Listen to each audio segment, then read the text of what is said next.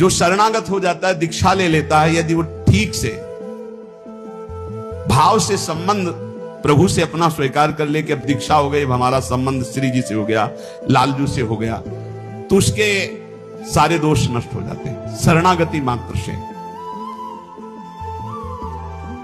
सहज दोष, देश के दोष, काल के दोष, संयोग के दोष, स्पर्श के दोष, कई तरह के दोष होते हैं जिन दोषों से दुर्गति हो जाती है। सारे दोष का प्रभाव नष्ट हो जाता है जब जीव शरणागत हो जाता है।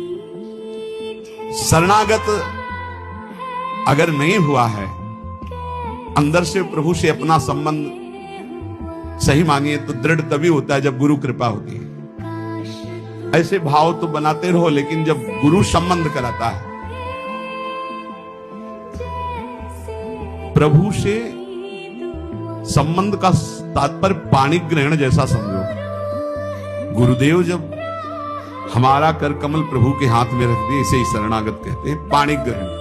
जैसे आचार्य ब्रह्म ऋषि जन वर और कन्या का पाणी ग्रहण नहीं कराते, ऐसे ही ब्रह्म संबंध भगवत संबंध है जब गुरुदेव कृपा करके हमारा हाथ इष्ट के कर कमल में समर्पित कर देते हैं। यहां वल्लभाचार्य जी कह रहे, अगर कोई ये सोचे कि बिना ब्रह्म संबंध के हमें भगवत प्राप्ति हो जाएगी, तो कह रहे हैं कि दोषों की निवृत्ति नहीं हो पाएगी।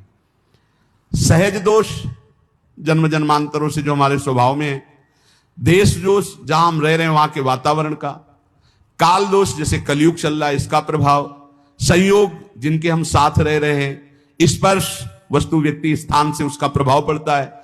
ये संबंध मिटा देता है, इन सब दोषों को संबंध मिटा देता है। जैसे इतना तो है ही, आप लोग शरणागत हैं, ठसक तो है ही कि हम श्री जी के हैं, इसी से सारे दोषों का नाश हो जाता। तो यहां आचार्य चरण कह रहे हैं जो शरणागत नहीं है तो आप साधन भजन कर रहे हो, उसका फल मिलेगा, लेकिन समस्त दोषों की निवृत्ति होकर के पूरा काम बन जाए, इसमें संशय हो जाएगा। इसलिए शरणागत ले ही लेना चाहिए, शरणागत हो ही जाना चाहिए। आचार्य शरणागत होने से एक नवीन ठसक आ जाती है। चिंता का पिनक